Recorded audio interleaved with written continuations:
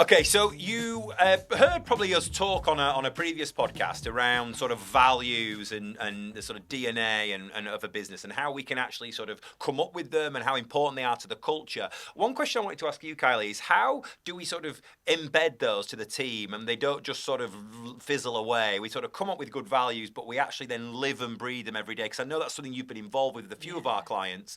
You're certainly involved in some of those projects with me at the moment. So how would you say that Into Action do that? We sort of make sure people understand them and things. Yeah, it's a really interesting one, this, because I think for every business, those values are so important.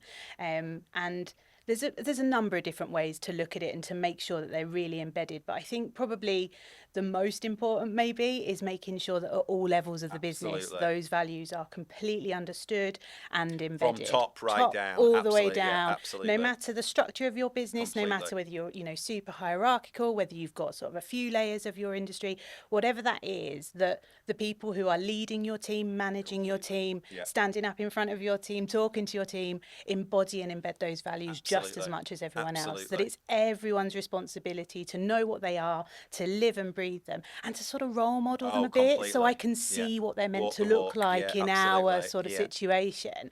I think that's really important. I think it's something that needs to be sort of trained out and maintained across the business.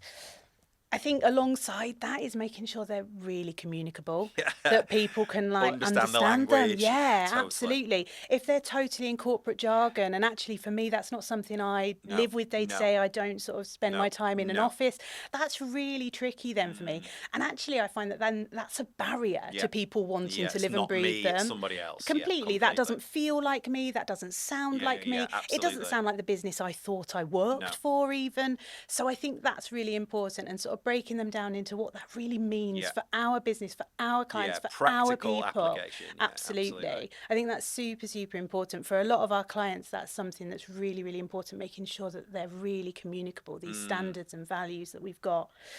And then I think alongside that, making sure you can train them really effectively and making sure you do that. Absolutely. Like, it's all very well and good having them, people understand them, my manager understanding them, and me being able to read them and understand them. But if you've never brought that to life for me on a training course, never told me what what my expectation is to be from that, I think that can be really difficult. And obviously that's where we've worked together on quite a lot of these projects, where you've sort of led training courses for our clients. So I guess that's a really important part of it. Yeah, and I think that, I think that's often the piece that's missed. It's sort of, if we write them down or we send them out via email or we make some pretty pictures on the wall, people will understand them. And the reality is values are lived and breathed once they're learned and people understand them. But an interesting point that you make, which I think is really important, is that sort of top-down structure. Sometimes I meet clients and they'll say, well, I don't need to do this. You just need to do it with the team. And actually that's sometimes where the problems start, is that it's almost got to sort of start here and then cascade down.